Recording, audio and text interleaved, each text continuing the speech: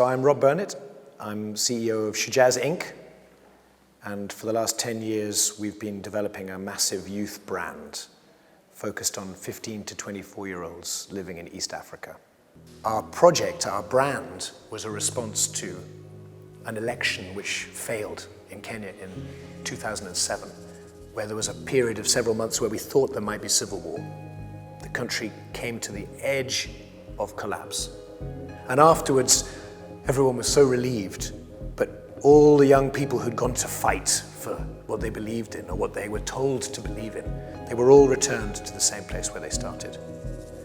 And they realized that they'd been receiving these instructions from the patriarchy, from their leaders, from their ethnic leaders, their elders, and it had not served them. What we tried to create at that time was less, therefore, about a vertical relationship based on ethnicity. Could we create a horizontal relationship based on youth? So when we started Shujaaz, it was just a story. And initially it was a comic book and a radio show. And what we discovered, literally on the day that we launched, is that young people wanted to participate. They wanted to send a text to the DJ. They wanted to be part of the conversation. They wanted to call in and send their own contributions.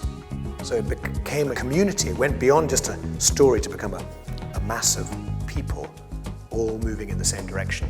One of the things that really helped us on our journey was when we realized that there was a theory of change, that just putting out a story, a comic book, a radio series, was not enough unless we could understand how those activities were going to lead to the outcomes that we had in mind.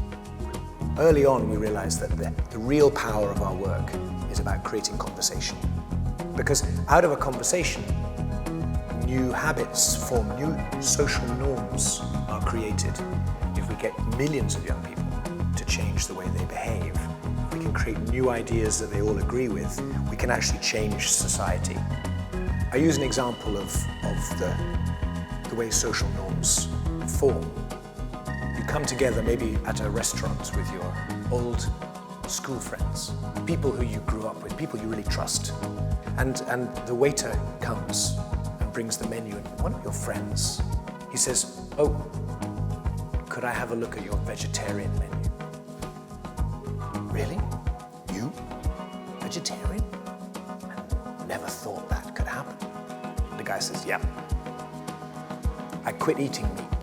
I stopped like 1 year ago. I haven't touched meat since then. Let me tell you, my health has improved, my cholesterol is down, vitality. I'm even saving money. If I meet 2 more people this week who tell me they're vegetarian, I'll probably stop eating meat myself next week."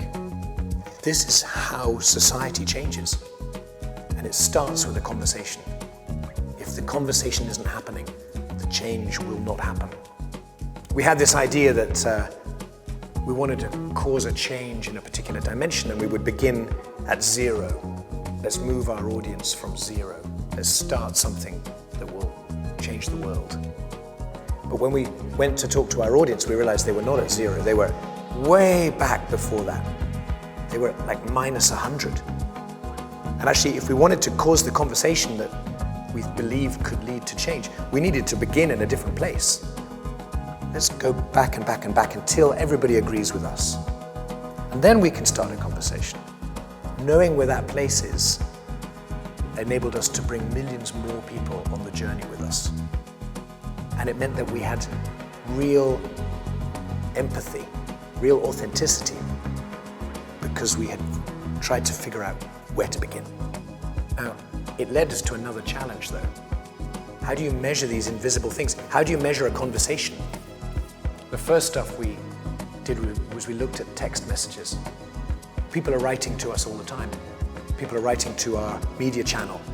So surely we could measure what people are writing about. You know, is there any change in the topics that people write to us about? We do stuff in focus groups where we get young people together and we try and map out what are people feeling about an issue.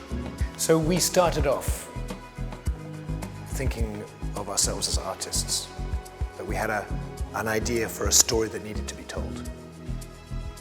And over these last 10 years that we've been doing this, we've added science, and we've added insight, and we've added impact, we've added measurement.